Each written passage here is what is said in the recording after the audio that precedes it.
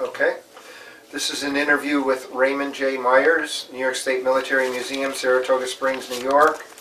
It is the 5th of November, 2003, approximately 2:30 p.m. The interviewers are Mike Russert and Wayne Clark. Could you give me your full name, date of birth, and place of birth, please? Raymond J. Meyers, place of birth, Caroga Lake, New York, August 13th, 1935. Okay. What was your educational background prior to entering the service? I quit school in 8th grade. I went to work for the County Highway Department in Fulton County. And I worked from 52 to 54 for the Highway Department. Then I joined the Navy in April of 54. Mm-hmm. So you enlisted? I enlisted, yes. Why did you select the Navy? Because my father was a Navy man. Mm-hmm. Where were you inducted, and where did you go for your basic training? I went to Bainbridge, Maryland for my training, for my boot camp. Mm-hmm. Then I went to Great Lakes, Illinois for Class A machinist mate school. From there I shipped out to the West Coast and aboard the USS Mount McKinley, AGC-7. And I was at the underwater atomic bomb burst called Operation Wigwam back in 50. Now, what kind of ship was the McKinley? It was an amphibious group command ship with an admiral on it. Mm-hmm. And we had an underwater atomic bomb burst called Operation Wigwam out and off of near Eniwetok Island. That was in 1955. Then I transferred from there to the U.S. What was that like watching that? How close were you, and what did you see? We was like 12 miles from the actual site, and we had all kinds of scientists aboard ship and TV cameras, and I don't know what all kinds of people there was. I mean, there's a whole bunch of civilians on there, and I was in the engine room, so I didn't get to actually see anything, except when they showed it on TV. I mean, afterwards, saw the mushroom and all this and everything. Could you feel anything? Oh yeah, and you could definitely feel the trembling. You know, it was different, exciting, I guess you would say. Okay, after that, where did you go? I went aboard USS Mullaney DD-528, and while I was on the Mullaney, we stationed in San Diego, California. I went to Australia by way of Pago, America's South Samoa Islands. Probably the most beautiful place I've ever seen in my life.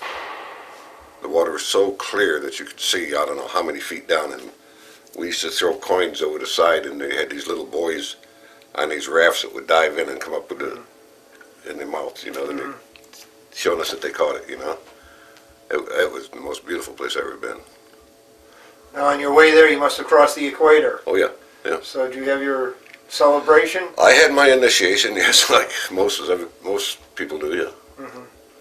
I was a pollywog, and then once you cross the equator and have your initiation, you're a shellback. Did you get a shellback card? Oh yes, I have Still two. Carry it? I have two of them. I've crossed the equator a number of times, but the ship that I was on, the USS Mullaney, was one of the primary defense mechanisms from World War II at Battle of Coral Sea. They kept the Japanese from invading Australia. So when we got to Australia, we was the first American vessel, American warship in Newcastle, Australia, in 25 years, and the people just couldn't do enough for us. I mean, we was welcomed to the VFW Polk Club, and it wasn't VFW, I mean, it was the same as our VFW, you know. And all the veterans of World War II was there to welcome us with open arms and parade down the streets, and it was really, really nice. When was the Mullaney constructed then? It must have been an older... It was a World War II destroyer, and it was probably 41, 42 probably was commissioned, and it was actually torpedoed and broke in half after the Battle of Coral Sea, and they towed it back into San Francisco, and they pieced two of them together. and put it back in commission and set it back to sea. That's how desperate we was in those years. And then I got out of the Navy for a year and tended bar in Caroga Lake. And I knew I wasn't going to go no place there, so I joined the Navy again. And that's when I got assigned aboard the Joseph P. Kennedy Jr. DD-850. And most notable aspect about that cruise was we went to the Operation Inland Sea when he opened the St. Lawrence Seaway to Navy-going vessels. And I was aboard one of 4 destroyers that went inland. Went to Detroit, and while at Detroit we was parked on whatever body of water it was. It was right in front of the Merchandise Mart, which at the time was the largest commercial building in the world, and it was owned by the Kennedy family, or the part of the Kennedy clan.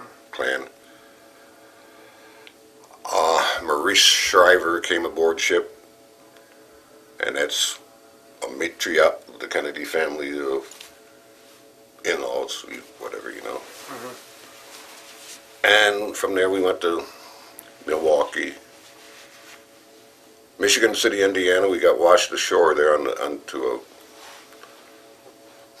stone wall and bent the propeller. So we used one engine and went into Milwaukee. Well, at Milwaukee they sent Navy divers down and they blasted the propeller off, and they shipped to Mechanicsburg, Pennsylvania, and they shipped us a brand new screw, and they put it on within 4 days, in and out. Then we came home, went to the Boston Naval Shipyard. From there I went aboard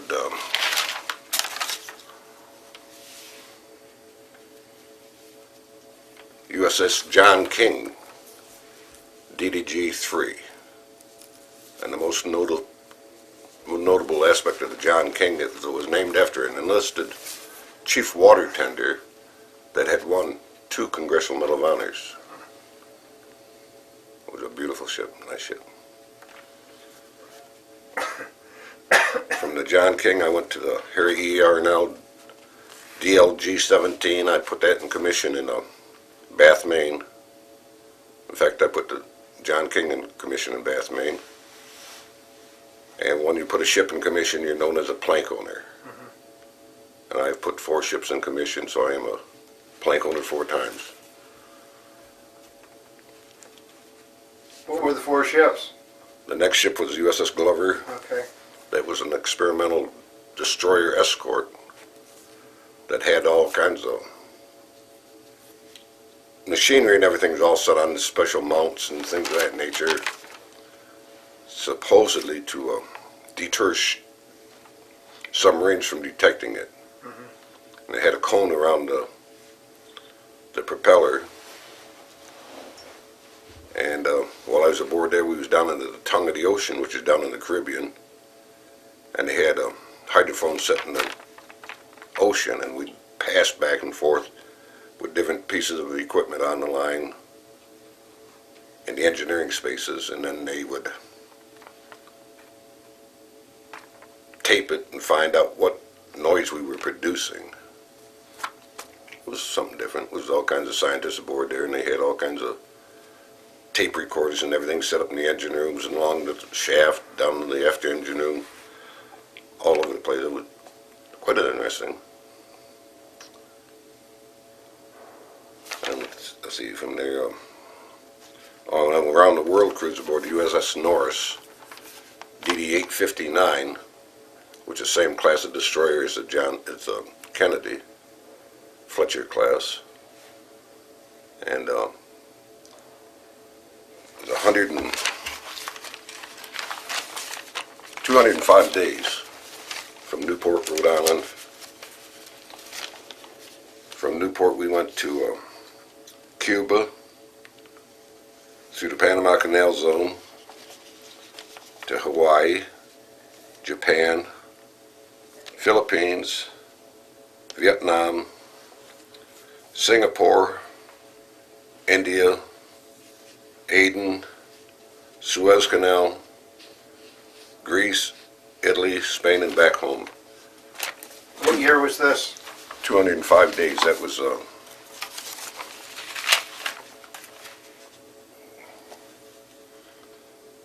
66 and 67. While we was on our around the world cruise, there's a few statistics here. We was in the Mekong Delta to Vietnam. We fired 8,623 rounds of ammunition, which weighed 345 tons, and it cost $801,519. As of that time, we'd sailed 37,500 miles, consumed 2,465,303 gallons of fuel at a cost of $299,224. Now, did you sail alone? Was the destroyer by itself or with other ships? We was by ourselves, yes. And the total payroll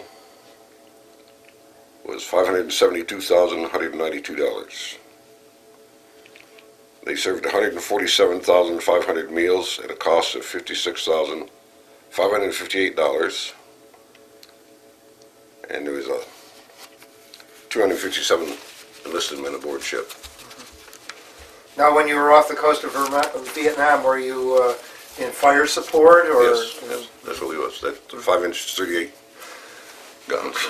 Did you get much of a chance to go to shore, on shore in some of these places where you stopped? Or? Oh, every place except Vietnam. We didn't go ashore in Vietnam. We had to go back to to Philippines, Subic Bay to refuel and rearm and replenish all the food and everything. So we was ashore there, yeah. Singapore's a beautiful place. I love Singapore. It's a beautiful city. And the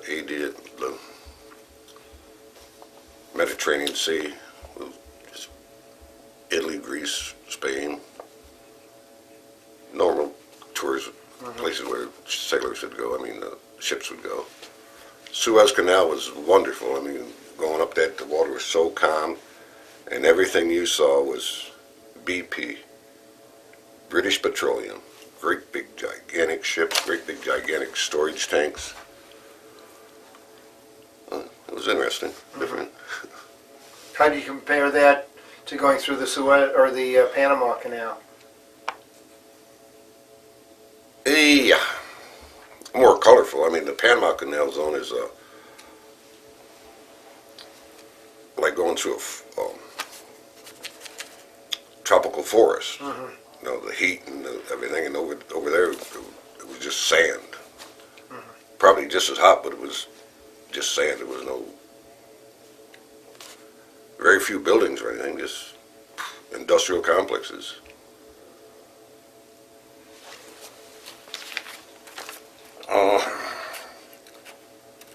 From the Norris, I went on shore duty in San Diego, California.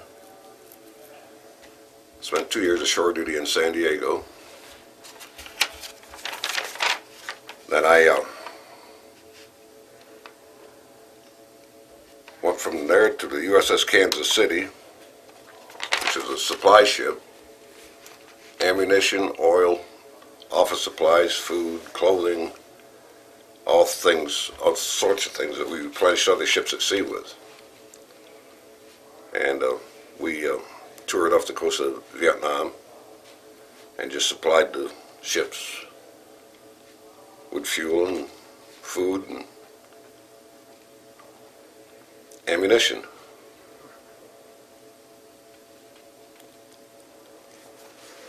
So you were you were like a tanker too, that you supplied other ships? Yeah.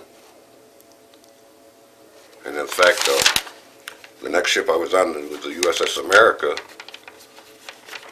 which was a year later, and We actually refueled that while I was on board the Kansas City. While I was aboard the Norris in the Mekong Delta, we'd be anchored in the Mekong Delta and be firing inland. And at night, the swift boats would come alongside. The Navy SEAL swift boats. They would come alongside, and the guys would come aboard ships so they could shower, get a hot meal, and sit and watch a movie. And then first thing in the morning, they'd be gone. They'd in and out, in and out. They'd stop for the sea stores to get cigarettes and candy bars and things of that nature, and then they was gone. No communication at all. They stayed there by themselves and did what they had to do and was gone. So they didn't talk to the sailors on board? Well, or didn't have much to do? They didn't have they didn't tell us what they was doing or where they was going. They just, there was a swift boat alongside and the crew was aboard ship eating or showering or getting a gee-dunk. That's candy. That's gee-dunk. They come there and get their Mars bars and things of that nature, and off they go. My last tour of duty at sea was aboard the USS America, and I was in charge of a hydraulic room for aircraft elevators. And while aboard ship there, I got some hydraulic fluid on the bottom of my shoe, and I slipped down the ladder and twisted my knee, and my knee swelled up, and they sent me to sick bay, and from sick bay they flew me to Suez Bay in the Philippines Navy Hospital, and I had a cartilage removed, and I spent probably a month there. They flew me back to the States to Long Island Naval Hospital, and I went through recuperation there, and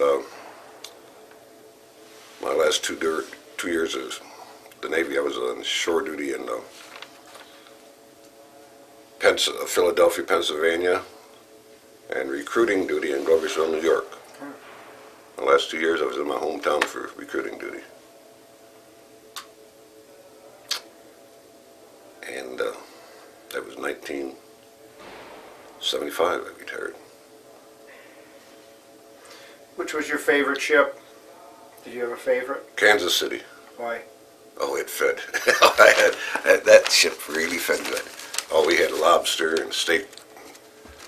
And being the Kansas City, the song Kansas City was out at the time, and we had a country and western band that would be up on the flight deck. We had a helicopter flight deck, and they'd be up on the flight deck.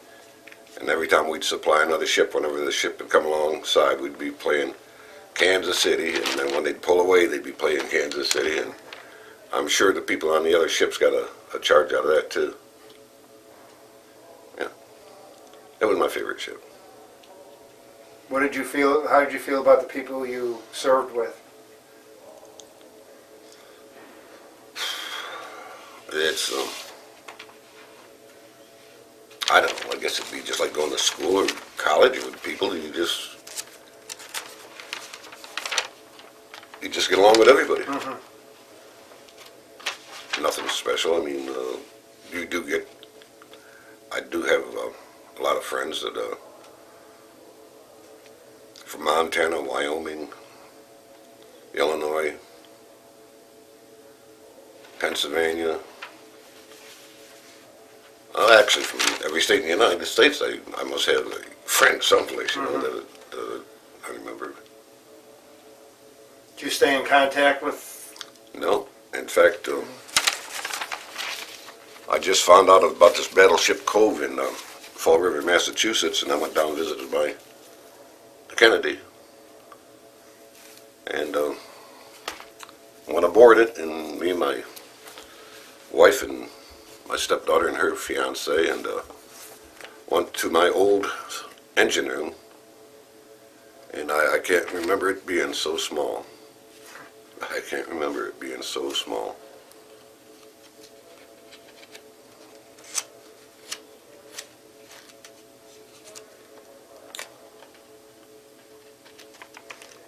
Did you join any veterans organizations after you? Oh yeah, I belonged to the American Legion, the VFW. I'm a lifetime member of Rockwood Post 7097. VFW, belonged to American Legion, Elks Lodge and Ballston Spa, and Eagles in Saratoga. How do you think your 21 years in the service changed or affected your life?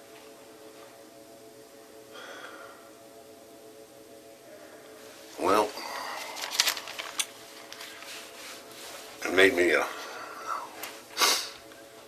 don't know what you'd say, more obvious of what's happening now with our veterans overseas, and an appreciation, a deep appreciation to the veterans. And I wish them well, that's all.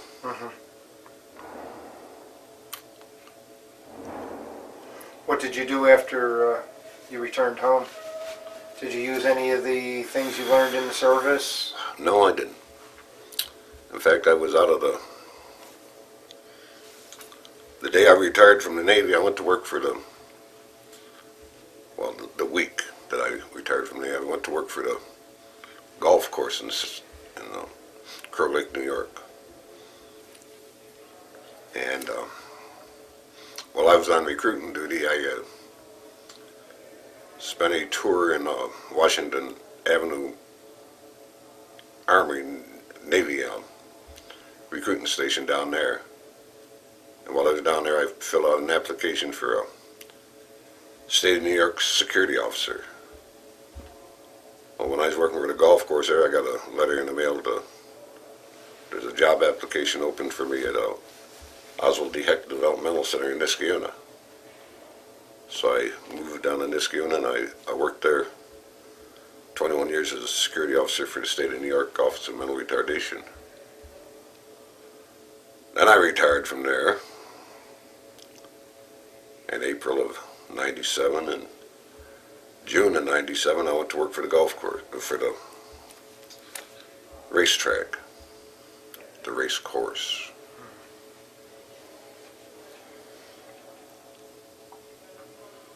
Then I worked there 6 years, and the last year I've been unemployed. Any questions? Okay, well, thank you for your interview. You're welcome.